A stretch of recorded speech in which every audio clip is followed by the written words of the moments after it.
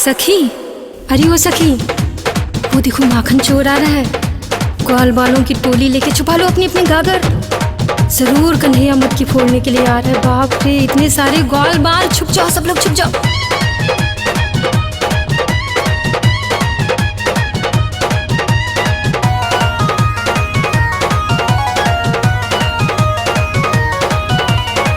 आया रे आया, देखो गोकुल का ग्वाला, मटकी संभाल तेरी ओ ब्रिज वाला।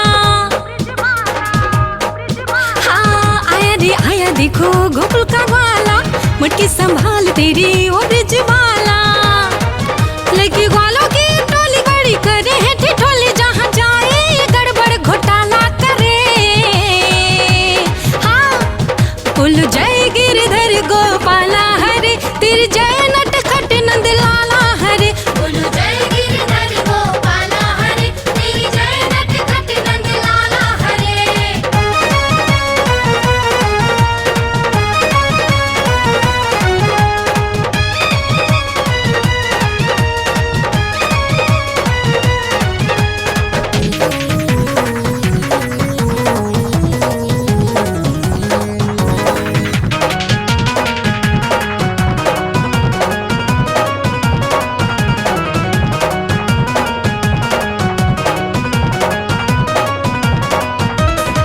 जब बैठी है छुप के कोने में राधा, रंग लगा देगा ये कान्हा ज्यादा। जब बैठी है छुप के कोने में राधा, रंग लगा देगा ये कान्हा ज्यादा। देखो देखो पिचकारी मारी, भीगी चोली सारी, रंग रसिए नहीं ओ रंग डाला हरे। बोलो जय गिरधर गोपाला हरे, तेरी जय नटखट नंद लाला हरे। बोलो जय गिरधर गोपाला हरे, तेरी जय नटखट नंद लाला हरे।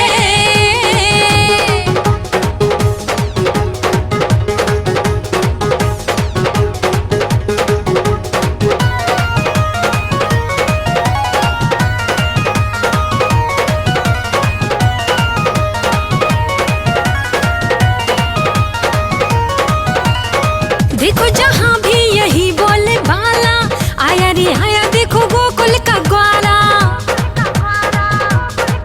हाँ देखो जहाँ है यही बोले बाला, आया रे आया देखो गोकुल का ग्वाला। देखो भागी ब्रिज बाला, झट पकड़े गोपाला, हाल गोपी का क्या कर डाला हरे। बोलो जय गिरधर गोपाला हरे, तेरी जय नटखट नंद लाला हरे। बोलो जय गिरधर गोपाला हरे, तेरी जय नटखट नंद लाला हरे।